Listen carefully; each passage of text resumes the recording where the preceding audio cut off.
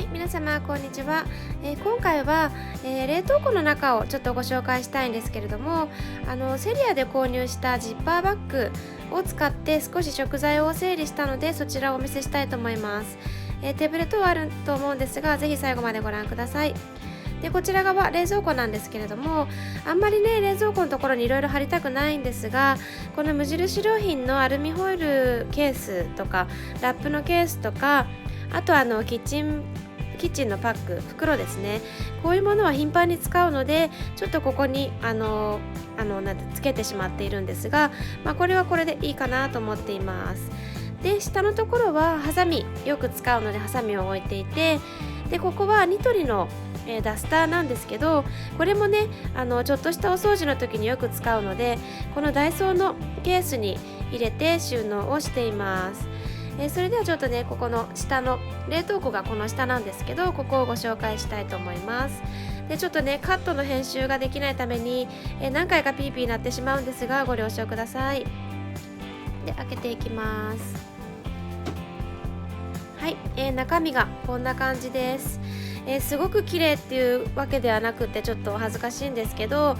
セリアで購入したこのジッパーバッグですね、そこに食材を入れました。で、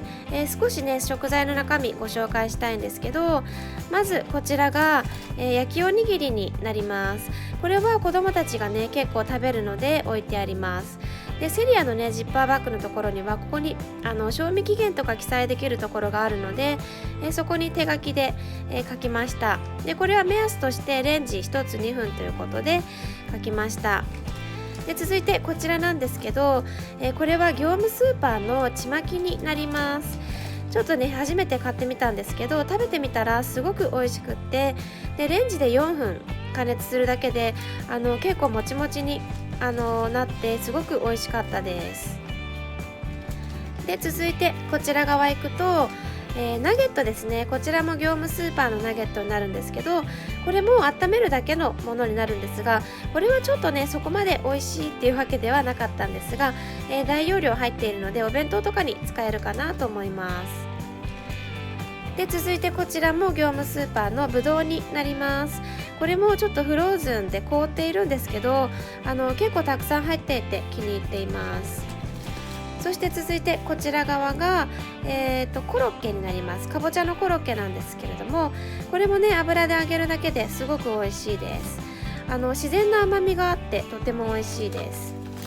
でこちらはごま団子、ごまだれのお餅みたいな感じなんですが、これもすごく美味しかったです。自然解凍で食べたんですけど、中にねごまだれのタレというかお団子が入っててすごく美味しかったです。でねこのジッパーバッグすごくいいですよね。結構詰め替えしないと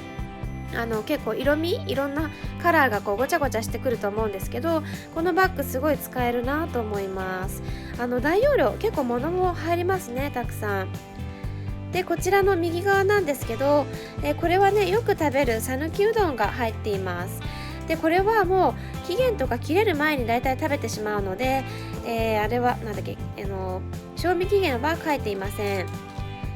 であとこちら側はよく揚げるフライドポテトなんですけど、これもね残ってしまったりとかするので、まとめてこの中に入れています。でそれから奥は、詰め替えをしていないものになります。お弁当用のハンバーグとか、あとこちら唐揚げとかですね、あと焼き鳥、セブンイレブンで買った焼き鳥とかが入っている感じになります。なので我が家はあんまり野菜とか冷凍しなくって、野菜は基本的に野菜室に保存して、使い切るようにしているので、冷凍の中はこんな感じになります。本当にピーピーうるさくて申し訳ありません。一度閉めたいと思います。はい、それで、こちらですね、中段のところには、まずこちらなんですけど、氷枕を入れています。もう子どもたちねちっちゃい子じゃないんですけれども、やっぱり熱が出たりとか頭が痛いっていう時に使うので、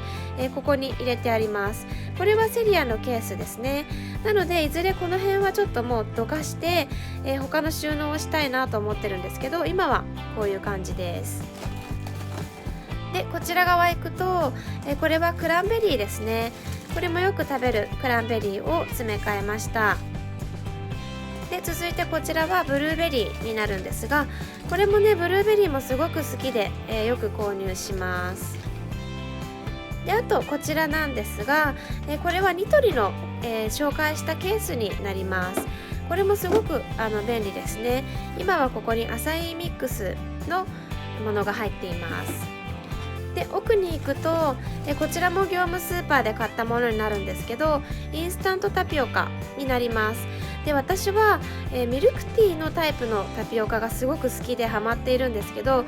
お店に行ったらねその在庫がなかったので今回こちらを購入しました。なのでこれまだね食べていないんですけど、お湯で30秒加熱するだけということなのでちょっと楽しみに食べようかなと思います。